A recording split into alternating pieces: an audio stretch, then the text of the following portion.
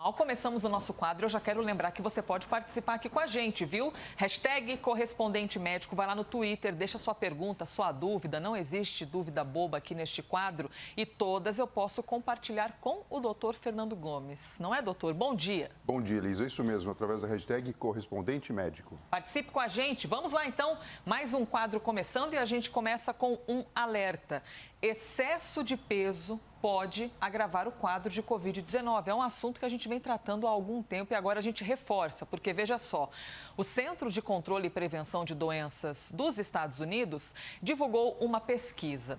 O que diz essa pesquisa? Que o risco de intubação de pacientes obesos pode ser até 108% maior do que para outras pessoas. Esse estudo foi feito com 150 mil adultos que estavam em tratamento contra a Covid-19. Antes da gente falar mais sobre isso, repercutir com o Dr. Fernando Gomes, a gente vai ouvir algumas dicas de um cirurgião do aparelho digestivo. Você precisa ter atenção nos alimentos que você está pondo na mesa. Lembrar de fazer um pouco de exercício físico. O mínimo que seja em casa já vai te ajudar a melhorar o condicionamento pulmonar. Não permita que teu peso aumente nessa pandemia. E eu quero lembrar também que o contrário também é verdade. Os pacientes que são muito magros, sem reserva, também têm mais chance de desfecho negativo. Tem mais chance de óbito. Essa pandemia maldita que vem aí arrasando famílias tem que ser combatida da maneira que nós podemos. Ficando em casa, tendo cuidado com higiene, tendo cuidado com a alimentação, tendo cuidado com o próprio corpo. Doutor, a pandemia nos trouxe muitas reflexões, não é mesmo? Principalmente ligada aí à refeição, o quanto a gente está se cuidando. E o médico agora que nos deu a entrevista, especialista no assunto, disse que tanto a obesidade quanto a magreza excessiva podem ser um problema, né? Exato. A gente sabe que a obesidade ela implica num acúmulo maior do que o normal de gordura no próprio corpo. Isso tem uma relação com o processo inflamatório. Então, essa seria a explicação. Por que a pessoa que tem uma reserva maior de gordura acaba tendo um desfecho negativo, numa situação em que a gente está falando de uma infecção viral e que tem a resposta inflamatória como grande vilão no decorrer de todo o processo. Quando a gente faz um cálculo simples, que é o cálculo do índice de massa corpórea, que basicamente é o peso sobre a altura vezes 2, a altura ao quadrado, nós temos um número. Peso sobre a altura vezes ao quadrado. 2. Não vezes 2, altura ao quadrado. Altura vezes altura. Tá. O peso dividido. A altura. A gente tem um número, tem um índice. Então, olhando de uma forma bem simples, quando esse número é menor do que 18,5, a gente tem uma situação em que a pessoa tem um corpo considerado com baixo peso. O risco aqui para desenvolver um quadro grave do coronavírus também é alto. Por quê? Você precisa de reserva no seu próprio corpo físico para combater um processo infeccioso. Quando você está em níveis considerados normais, a gente chama de eutróficos, então de 18,5 a 24,9 ou até do sobrepeso mais simples, né? Um pouquinho de mais peso que o normal, de 25 a 29,2, na pesquisa se mostrou que foi um nível seguro, um nível talvez um pouquinho moderado de ter uma complicação mais grave, mas nada comparado quando a gente vê o que a gente considera a obesidade grau 1, grau 2 e grau 3, com os índices de 30 a 34,9, 35 até 39,9 e principalmente quando acima de 45, o que configura um quadro de obesidade mórbida, havendo uma correlação muito grande entre a necessidade, primeiro, de intubação e, segundo, do desfecho negativo, evolução para casos complicados e até mesmo para o óbito. Isso aqui é um grande chamamento, porque todo mundo pergunta, né? Tem remédio para o coronavírus? Como eu posso fazer para prevenir? Enfim, várias coisas a gente fala para evitar o contágio, mas é o momento da gente olhar para a nossa própria vida e, de repente, dar uma olhadinha, né? Quem está fora desse padrão aqui, correr, procurar ajuda e tentar entrar no estilo de vida saudável para ter um corpo dentro do que a gente chama livre de um processo inflamatório crônico que acaba sendo acompanhado da obesidade. Quando a gente olha o resultado da pesquisa, isso não é tão difícil assim de se obter, porque, olha só, as complicações aconteceram com quem está com baixo peso ou quem está dentro de um quadro considerado obesidade. Quem está com peso normal ou até com sobrepeso, grande parte das pessoas acabam ficando aqui quando estão um pouco sedentárias ou comendo ainda de uma forma inadequada, tiveram uma evolução satisfatória. Então, pessoal, correr, tratar aí de prestar atenção no que come, em sair do sedentarismo, para tentar manter o corpo aqui, ó, porque as pesquisas mostram que você consegue ter uma proteção maior caso venha a ter a infecção pelo coronavírus. Doutor, e observando aqui apenas pela forma estética dos desenhos, a gente vê que esse tipo de, tanto homem quanto mulher, e esse aqui são mais comuns de serem vistos pelas ruas. Não que não existam os extremos, mas é aquele sobrepeso que está um pouquinho acima do que às vezes a pessoa considera que é o ideal.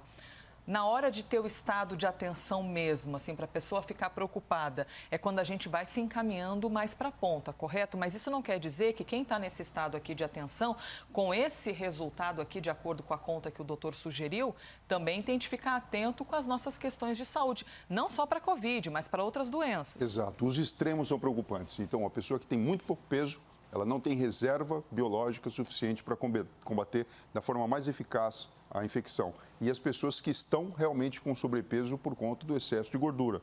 Essas pessoas têm um processo inflamatório complicado e a evolução pela infecção do coronavírus é pior.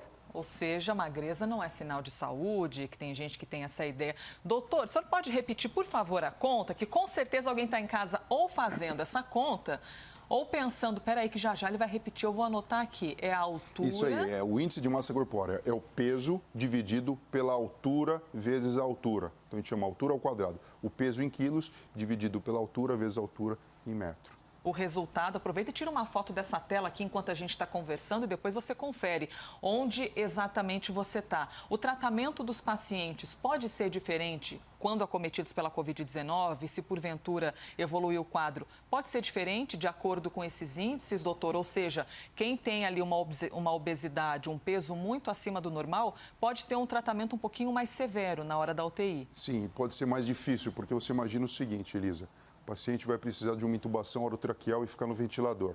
O próprio processo relacionado com o tratamento que a fisioterapia faz para facilitar essa troca gasosa, tanto a mobilização do paciente no leito, muitas vezes é indicado até que o paciente fique em decúbito ventral para que ventile melhor os pulmões, uma vez que eles ficam inflamados, com aquele padrão que a gente fala na tomografia, né, de vidro fosco.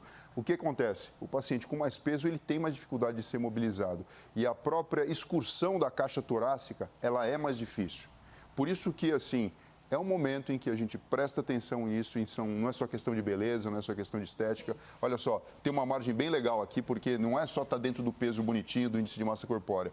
Tem uma gordura de possibilidade aqui que ainda você vai estar protegido, mesmo se estiver dentro do sobrepeso. Então, atenção, obesidade precisa ser tratado e baixo peso também precisa ficar atento. Muito bem, você tem alguma dúvida? Quer mandar para a gente aqui, #correspondente médico. Já tenho mensagens que estão chegando, a exemplo do José, que disse que tem sobrepeso, mas já está fazendo exercícios há 1 ano, ou seja, já está se cuidando ali, dedicando um pouquinho mais de atenção para a saúde dele. Vamos para o próximo tema? Vá mandando suas questões, viu? A gente fala agora sobre a eficácia da Coronavac. O Instituto Butantan divulgou que a vacina, desenvolvida em parceria com a chinesa Sinovac, é eficaz contra as 3 variantes que estão circulando no Brasil. Olha só que interessante, os estudos ainda são preliminares e foram realizados pela Universidade de São Paulo. Eles apontaram que a vacina é capaz de neutralizar as novas cepas. Doutor Fernando, como assim neutralizar as novas cepas? Você imagina o seguinte, Elisa, quando tem contato, o anticorpo produzido depois da indução pela vacinação com a Coronavac, com as variantes, não só com o coronavírus standard, mas também com a variante do Reino Unido, da África do Sul, daqui do Brasil, né, tanto a do Amazonas como também do Rio de Janeiro, a Coronavac se mostrou eficiente em neutralizar, em bloquear o progresso da própria manifestação do vírus. É lógico que isso são testes que já foram feitos em bancada e, assim, eu, particularmente, tenho a seguinte linha de pensamento. A Coronavac, ela tem uma constituição de uma vacina mais antiga. Né? A gente até brincava, né? Panela velha que faz comida boa. Os moldes porque mais antigos. Porque ela trabalha com vírus atenuado. Então, de qualquer forma, a superfície e os antígenos que são oferecidos para a produção de anticorpos são mais gerais. São menos específicos, são mais gerais. Então, assim, eu fico muito feliz em saber disso. Primeiro, porque o nosso povo está sendo vacinado por essa vacina. Eu também tomei essa vacina, já as 2 doses. É verdade, já as 2 doses. Sim. E também porque a linha de pensamento parece fazer todo sentido, né? Quando a gente tem uma exposição de um vírus atenuado, parece que isso faz sentido e protege, inclusive, das variantes presentes até agora. Professor doutor Fernando Gomes, nos explique o que é isso aqui, que está parecendo outra língua. Então, vamos lá. Isso aqui foi divulgado pelo governo do estado de São Paulo e basicamente mostra as variantes que existem e que foram testadas em relação à Coronavac. Então, a gente tem a variante do Reino Unido, a variante que apareceu na África do Sul e a do Brasil com Destaque para do Amazonas, a P1, e do Rio de Janeiro, a P2.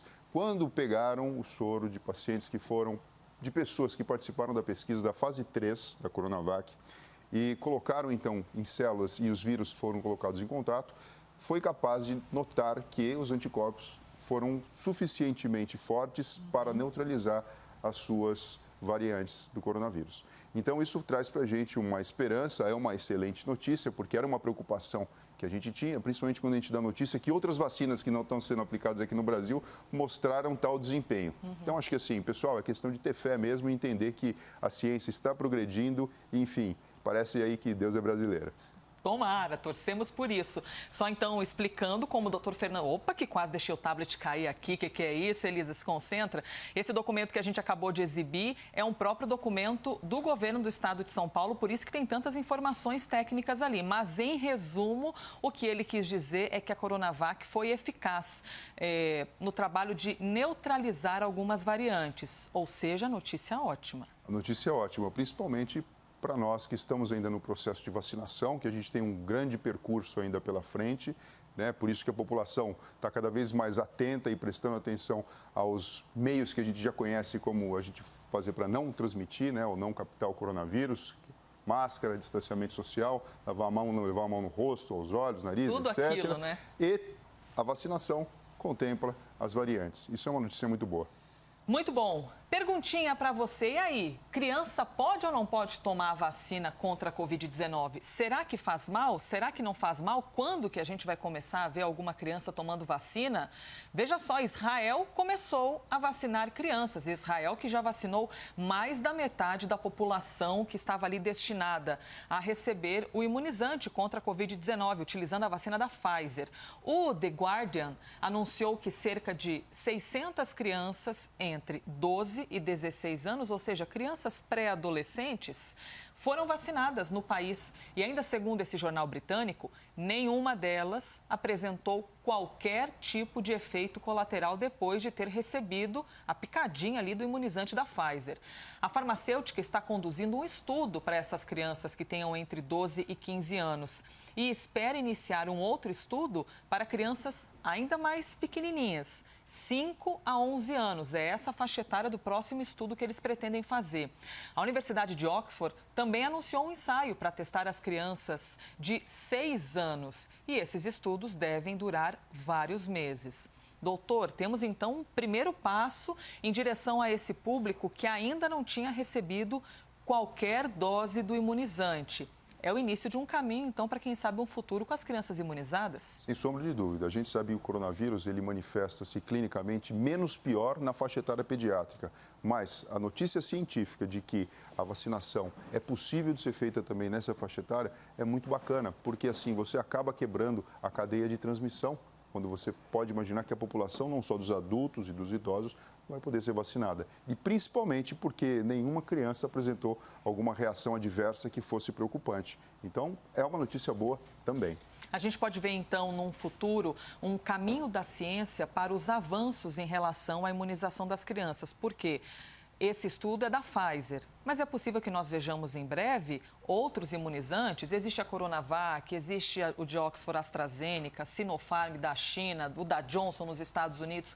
Mais para frente, num futuro, não só crianças, mas também as gestantes, porque as gestantes ou as que estão amamentando também não fizeram parte do grupo de testes até então. Exato. E a gente também vai ter a possibilidade, né, Lisa, como você não consegue controlar a população como um todo, de começar a ter acesso a relatos de caso. Por exemplo, mulheres que estavam grávidas, não sabiam e foram imunizadas. E vão ter o relato.